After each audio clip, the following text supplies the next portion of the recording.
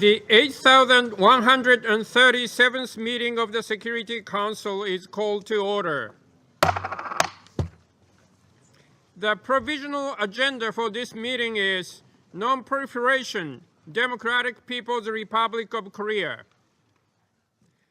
The agenda is adopted. I wish to warmly welcome the Secretary General, ministers, and other distinguished representatives present in the Security Council chamber. Your presence underscores the importance of the subject matter we'll discuss today.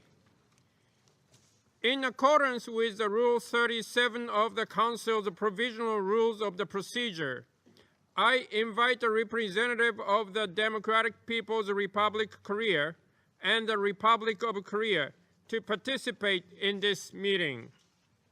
On behalf of the Council, I welcome His Excellency Mr. Cho Hyun, Vice Minister for Foreign Affairs of the Republic of Korea. I wish to draw attention of the Council members to document S 2017-1038, a letter dated 1st of December 2017 from the Permanent Representative of Japan to the United Nations, addressed to the Secretary General, transmitting a concept paper on the item under consideration.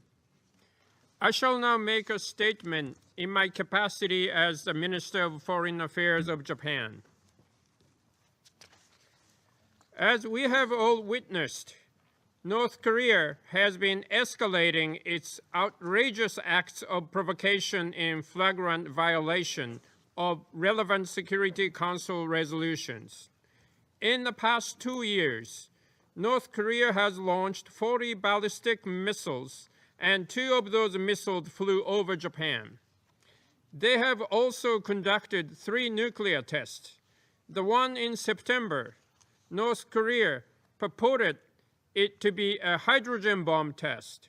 Its scale was far larger than its previous tests. Their defiance of the authority of this council is totally unacceptable. Most recently, on November 29th, North Korea launched a ballistic missile with a range of an ICBM. This appears to be a new type. It demonstrated, once again, that North Korea poses a clear global threat to all member states. The advancement of its nuclear program fundamentally threatens NPT regime. The latest launch was conducted 75 days after North Korea's provocations in September. Some optimistic views labeled these 75 days of silence as a positive signal.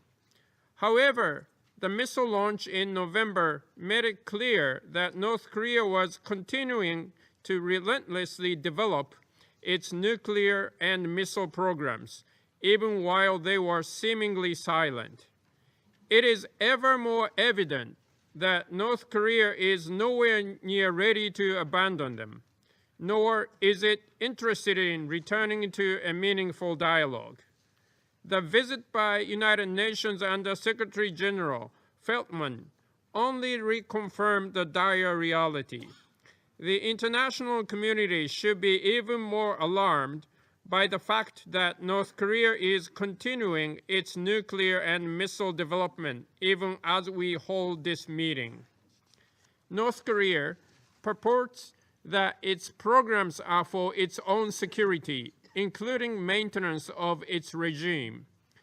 Quite to the contrary, it is an extremely dangerous act which goes against the international order and could affect the safety of any other member state. In this connection, Japan has never set its goal as a regime change in other countries or regions by force. We are of the view that a peaceful solution is desirable. However, it is North Korea that has consistently rejected such a solution.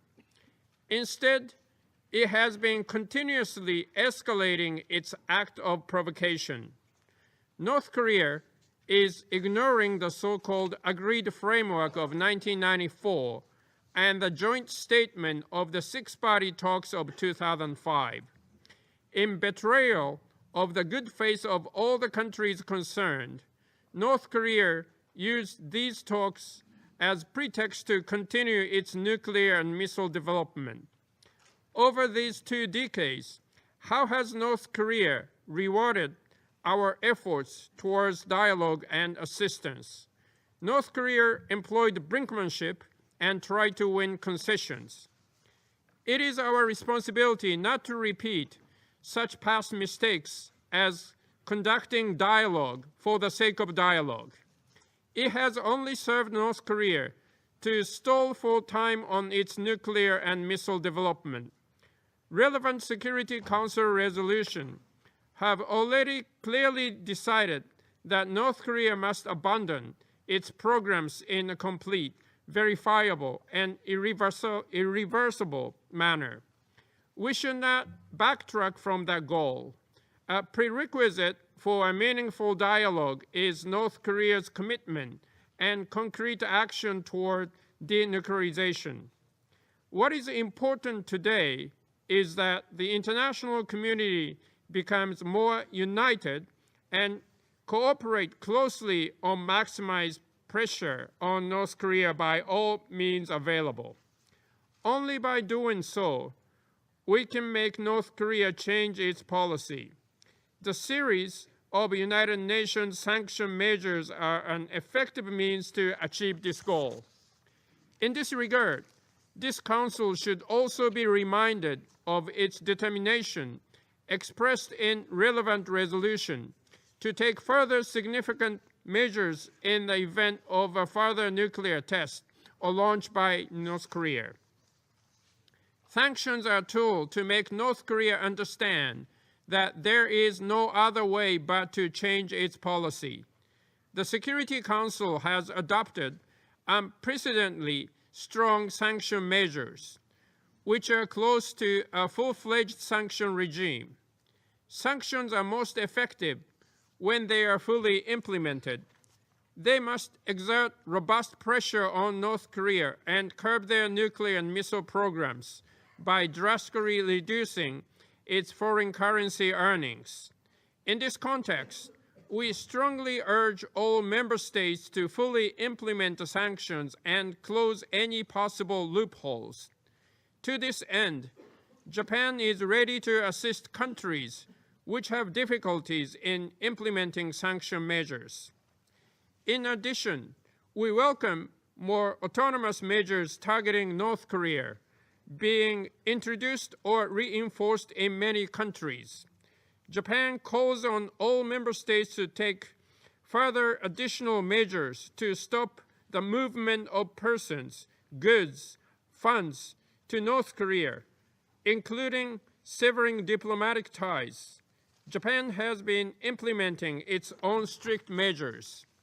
Today, I would like to announce in this Council that Japan has just introduced additional autonomous measures. We have newly designated 19 North Korean entities for asset freeze. I also call on other member states to take similar measures. Regrettably, the threat posed by North Korea also includes production capacity of other weapons of mass destruction, such as biological and chemical weapons. It also includes activities in the cyberspace. It is reported that North Korea may be acquiring funds to further develop its nuclear and missile programs by selling weapons or through cyber theft. We should strengthen our international network of information sharing and cooperation so that we can better cope with all possible threats. Even as we speak, nuclear weapons and ballistic missiles are being steadily developed at the expense of the welfare of the people in North Korea. Grave violations of their human rights cannot be overlooked. In the past, North Korean agents infiltrated Japan and abducted a number of Japanese citizens, including a girl as young as 13 years old. Only 5 of the abductees returned. Many abducted Japanese have remained in custody in North Korea. This week, a mother of one of the abductees passed away, not having seen her beloved daughter for nearly 40 years. Another family member also passed away recently. The families cannot wait forever. It is most regrettable that only a few of the abductees have returned to their home country where their families and friends are waiting. We need to underscore our serious concern over human rights violation and abuses committed by North Korea, including those against citizens of other countries within and outside the territory of North Korea, as seen in the case of Mr. Warmbier of the United States. The comprehensive resolution of the abduction issues and the nuclear and the missile issues is the only way to realize the goal of the United Nations to maintain international peace and security, including North Korea itself. North Korea may be able to dramatically boost its economy and improve the welfare of its people if it chooses the right path. North Korea will only be able to enjoy a bright future by resolving the nuclear and missile issues and abduction cases. As North Korea has yet to fulfill its commitment to denuclearization and make concrete actions towards that end, let us send a clear and unified message together here that the international community will never accept nuclear-armed North Korea. I shall now make concluding remarks in my capacity as the Minister of Foreign Affairs of Japan. Japan has consistently devoted itself to create a free and democratic country, respecting human rights and abiding by the rule of law, and to support peace and prosperity in the Asia-Pacific region as a peace-loving nation. The path Japan has walked as a peace-loving nation will not change in future and contribute to the peace and prosperity of the world more than ever before. In our meeting today, we have condemned in the strongest terms the acts of provocation by North Korea in violation of relevant Security Council resolutions. We once again made it clear that the international community will never accept a nuclear-armed North Korea.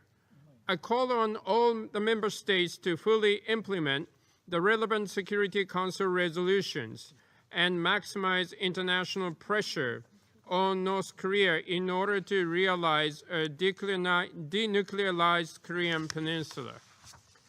After our presidency this month, Japan will leave the Security Council. However, we will continue to cooperate closely with the remaining and incoming members, as well as non-Security Council members, so that the North Korean issue will be properly addressed in the Council.